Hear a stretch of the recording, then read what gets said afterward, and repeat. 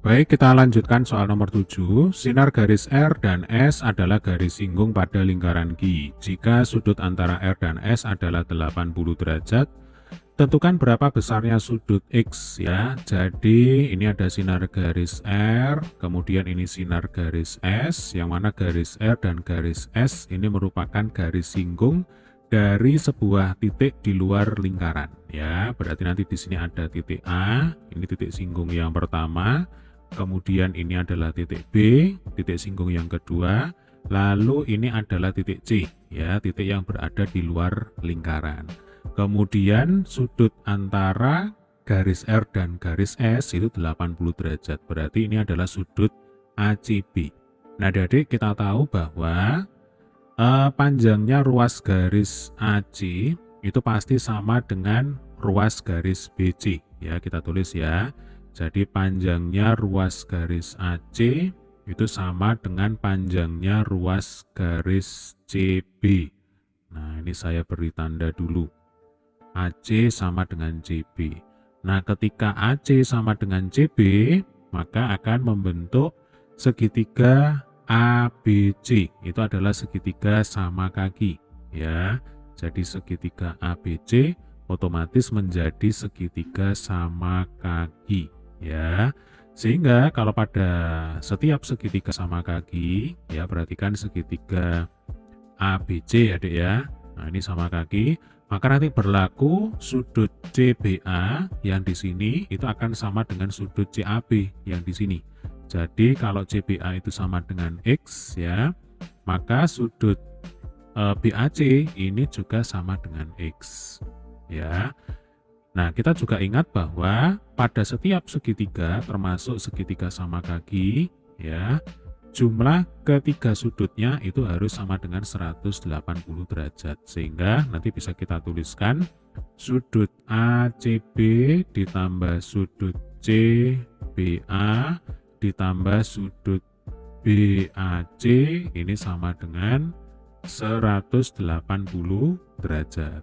Sudut ACB 80 derajat, sudut CBA itu X, sudut BAC juga X. Nah, ini totalnya 180 derajat.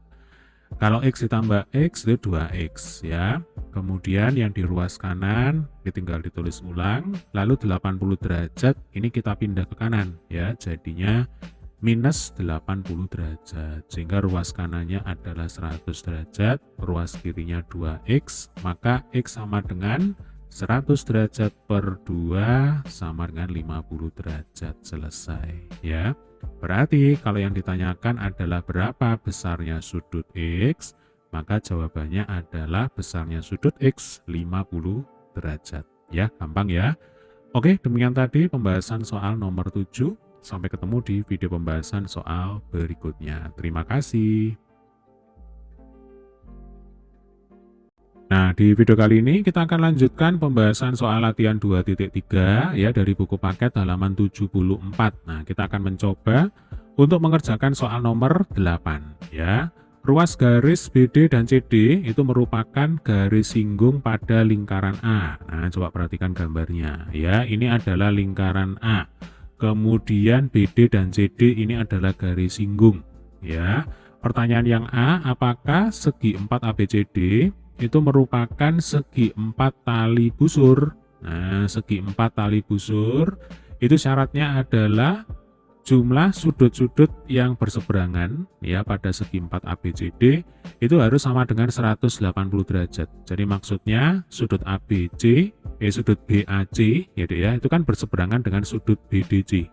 Jadi misalkan di sini P, kemudian di sini Q, maka syaratnya adalah P plus Q ini harus sama dengan 180 derajat. Kemudian sudut ABD ya, ini kan berseberangan dengan sudut ACD. Kalau misalkan ini R, kemudian ini S, berarti syaratnya adalah R plus S ini juga harus sama dengan 180 derajat. Nah, kedua syarat ini harus terpenuhi ya, supaya kita bisa katakan bahwa segi 4 ABCD itu merupakan segi 4 tali busur. Sampai sini bisa dipahami ya. Nah, untuk syarat yang kedua, yaitu R plus S sama dengan 180 derajat. Ini jelas sudah terpenuhi, ya, karena kita tahu bahwa besarnya sudut R itu sama dengan besarnya sudut S sama dengan berapa? 90 derajat. Nah, mungkin timbul pertanyaan, dari mana kita tahu bahwa R dan S ini dua-duanya 90 derajat? Nah, ingat, AB itu kan jari-jari, AC juga jari-jari, BD dan CD itu adalah garis singgung. Nah, sudut yang terbentuk antara jari-jari dengan garis singgung, ya, itu pasti 90 derajat, karena keduanya kan tegak lurus. Nah, sehingga R dan S itu ya pasti 90 derajat. Sehingga nanti kalau dijumlahkan, R plus S itu sama dengan 180 derajat. Berarti untuk syarat yang kedua, ini sudah terpenuhi. Ya, sekarang kita tinggal cek syarat yang pertama. Ya, apakah P plus Q itu sama dengan 180 derajat? Nah, bagaimana cara ngeceknya? Begini. Jadi adik-adik ingat bahwa pada setiap segi 4, ya, berlaku jumlah keempat sudutnya itu sama dengan 360 derajat. Ya, berarti nanti P plus Q plus R plus S itu harus sama dengan 360 derajat. Ini pokoknya pada sembarang segi 4. Jadi ya. Lah padahal di sini R plus S, ya kan? R plus S ini kan sudah ketahuan 180 derajat. Berarti bisa kita tulis lagi P plus Q plus 180 derajat sama dengan 360 derajat, ya kan? Sehingga P plus Q sama dengan 360 derajat dikurang 180 derajat sama dengan 180 derajat. Berarti P plus Q ini juga bernilai 180 derajat. Nah, karena kedua syarat ini terpenuhi, ya, P plus Q 180, R plus S juga 180, artinya jumlah sudut-sudut yang saling berseberangan itu sama dengan 180 derajat, maka terbukti bahwa segi 4 ABCD pasti merupakan segi 4 tali busur sebuah lingkaran. Nah, kira-kira seperti itu pembuktiannya, ya. Oke, ini adalah penyelesaian untuk pertanyaan yang A. Sekarang kita ke pertanyaan B. Jika segi 4 ABCD merupakan segi 4 tali busur, di mana pusat lingkaran luar segi 4 ABCD tersebut? Oke, ini adalah lingkaran luarnya yang warna hijau, ya. Nah, di mana pusat lingkarannya? Pusat lingkarannya jelas ada di tengah-tengah sini. Nah, yang jelas di sini kita punya sudut keliling ABD, ya kan, dan sudut keliling ACD. Sudut keliling ABD itu sama dengan sudut keliling ACD, tadi besarnya adalah berapa? 90 derajat, ya. Nah, ingat kalau ada sudut keliling, ya Dek ya, yang besarnya itu 90 derajat, pastilah sudut keliling tersebut menghadap ke diameter lingkaran. Nah, sehingga dapat disimpulkan, ya, AD itu adalah diameter lingkaran, ya. Nah, yang ditanya adalah di mana pusat lingkaran? Jelas jawabannya adalah di pertengahan ruas garis AD, karena AD di sini adalah diameter lingkaran. Ya, kita misalkan ini adalah titik U. Nah, tinggal ditulis ya, di titik U. Baru boleh ditambahkan keterangan di sini, ya, yaitu di pertengahan ruas garis AD, ya, karena AD itu merupakan diameter lingkaran. Oh ya, segi 4 tali busur, ya, prinsipnya adalah setiap segi 4 yang keempat sisinya itu merupakan tali busur pada sebuah lingkaran, ya. Lah tali busur itu sendiri merupakan ruas garis yang menghubungkan dua titik, ya, yang berada di sepanjang keliling lingkaran. Jadi kalau kita perhatikan titik A, titik B, titik D, dan titik C, ini adalah titik-titik yang terletak di sepanjang keliling lingkaran yang berwarna hijau, ya. Jadi ini tali busur AB, kemudian ini tali busur BD, kemudian ini adalah tali busur CD, kemudian yang di sini adalah tali busur AC. Jadi memang benar bahwa ABCD ini merupakan segi 4 tali busur bagi lingkaran yang berwarna hijau ini. Nah, seperti itu ya. Gampang ya. Oke, demikian tadi adalah pembahasan untuk soal nomor 8 ya. Jika ada pertanyaan, boleh tulis di kolom komentar. Sampai ketemu di video pembahasan soal berikutnya. Terima kasih.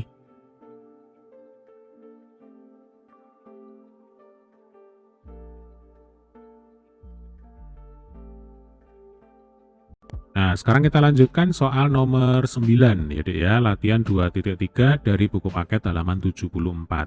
Segi 4 ABCD merupakan persegi panjang ya, yang semua titik sudutnya terletak pada lingkaran. Ini gambarnya, pertanyaan yang A, apakah ABCD merupakan segi 4 tali busur? Buktikan. Oke, segi 4 tali busur syaratnya adalah jumlah sudut-sudut yang saling berseberangan itu merupakan sudut pelurus atau sama dengan 180 derajat. Jadi sudut DAB ya, nanti kalau kita jumlahkan dengan sudut DCB ini harus 180 derajat. Jadi kalau di sini P, di sini Q ya Dek ya, maka syaratnya adalah P plus Q harus sama dengan 180 derajat. Demikian juga sudut ADC, nah ini kan berseberangan dengan sudut ABC ya. Ini R, kemudian ini S. Maka R plus S itu juga sama dengan 180 derajat. Nah, ini syaratnya ya. Jadi syarat sebuah segi 4 dikatakan sebagai segi 4 tali busur ya. Nah, dari gambar ini kita tahu ya, karena ABCD itu merupakan persegi panjang, ini kan. Nah, maka dapat kita simpulkan bahwa P sama dengan Q sama dengan R sama dengan S masing-masing sama dengan 90 derajat ya. Artinya nanti P plus Q ya, kita lanjutkan di sini ya. Nah, P plus Q itu akan sama dengan 90 derajat plus 90 derajat sama dengan 180 derajat ya. Berarti syarat yang pertama ini sudah terpenuhi. Kemudian syarat yang kedua ya mestinya juga terpenuhi karena R plus S itu sama dengan 90 ditambah 90 sama dengan 180. Nah, karena kedua syarat ini terpenuhi, maka terbukti bahwa ABCD itu merupakan segi 4 tali busur ya. Oke, ini adalah cara untuk mengerjakan pertanyaan yang A. Ya, bagaimana sampai sini bisa dipahami ya. Sekarang kita ke pertanyaan B. Jika kita menerapkan teorema Ptolemeus pada segi 4 ABCD, apakah yang akan kita dapatkan? Jadi, teorema Ptolemeus ya, itu seperti ini. Pada segi 4 tali busur ya, berlaku perkalian diagonal. Nah, ini kalau saya gambar diagonalnya ya, kita pakai warna ungu. Ini adalah diagonal AC ya, kemudian ini adalah diagonal BD ya, selalu melalui titik pusat lingkaran. Nah, menurut teorema Ptolemeus ya Dek ya, pada segi 4 tali busur, ini berarti pertanyaan yang B ya, perkalian diagonal berarti AC dikalikan dengan BD itu akan sama dengan penjumlahan perkalian sisi-sisi yang saling berseberangan. Ya, saya ulang ya. Perkalian diagonal itu sama dengan penjumlahan. Ya, apa yang dijumlahkan? Yang dijumlahkan adalah perkalian sisi-sisi yang saling berseberangan. Nah, itu menurut teorema Ptolemeus. Berarti sisi yang berseberangan di sini adalah yang pertama, AD ya berseberangan dengan BC. Oke. Kemudian AB ini berseberangan dengan DC. Nah, tinggal ditulis di sini ya. Jadi AC kali BD itu akan sama dengan AB ya, kita kalikan dengan DC ditambah AD kita kalikan dengan BC. Nah, ini adalah teorema Ptolemeus. Ya, ini sudah pernah kita bahas di video materi. Nah, ini saya beri tanda dulu. Oke, kemudian di sini pertanyaannya adalah apakah yang kalian dapatkan? Nah, coba perhatikan lagi. Dari gambar ini kita tahu ya Dek ya, dari sifat persegi panjang ya. Panjangnya ruas garis AD ya, panjangnya ruas garis AD. Itu pasti sama dengan panjangnya ruas garis BC. Kemudian panjangnya ruas garis AB pasti sama dengan panjangnya ruas garis CD. Lalu diagonal AC ya Dek ya, itu juga pasti sama panjang dengan diagonal BD. Nah, sehingga kalau ini kita masukkan ya, ini ada 3 persamaan, kita masukkan ke persamaan teorema Ptolemeus ya Dek ya. Jadi karena di sini AC kali BD. Nah, BD itu kan sama dengan AC yang ini. Ya. Jadi karena BD itu sama dengan AC, maka nanti adik-adik boleh tulis AC dikalikan dengan AC. Ya, AC dikalikan dengan AC. Oke. Kemudian di sini kita punya ya sama dengan AB ya, AB kali DC. Ya, AB kali DC.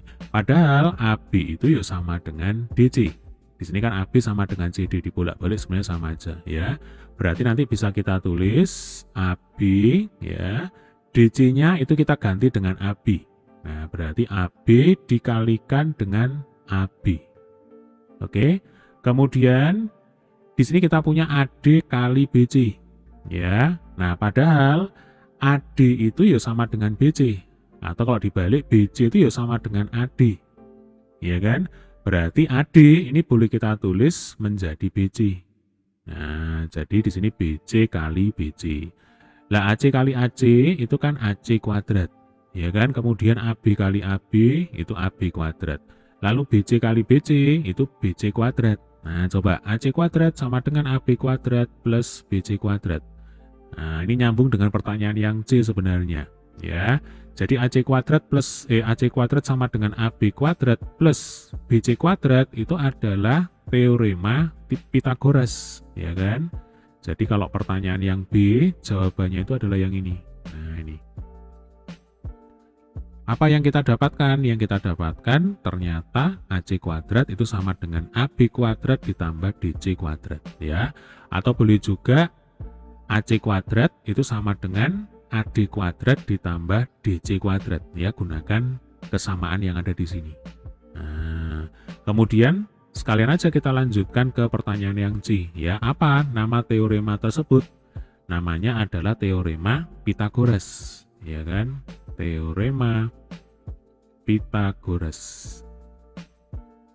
Nah, jadi yang atas ini adalah teorema Ptolemeus, yang ini, kemudian yang di bawah, nah, ternyata kembali lagi ke teorema Pythagoras, ya, berlaku pada setiap segitiga siku-siku. Jadi kalau kita perhatikan ya, segitiga ABC itu kan segitiga siku-siku. Nih ya. ABC itu siku-siku, berarti berlaku AC kuadrat sama dengan AB kuadrat ditambah BC kuadrat. Ya kan, jelas itu merupakan teorema Pythagoras. Atau kalau kita pakai segitiga yang di atasnya, berarti ADC ini juga merupakan segitiga siku-siku, maka AC kuadrat ya, ini sisi miring sama dengan AD kuadrat ditambah CD kuadrat.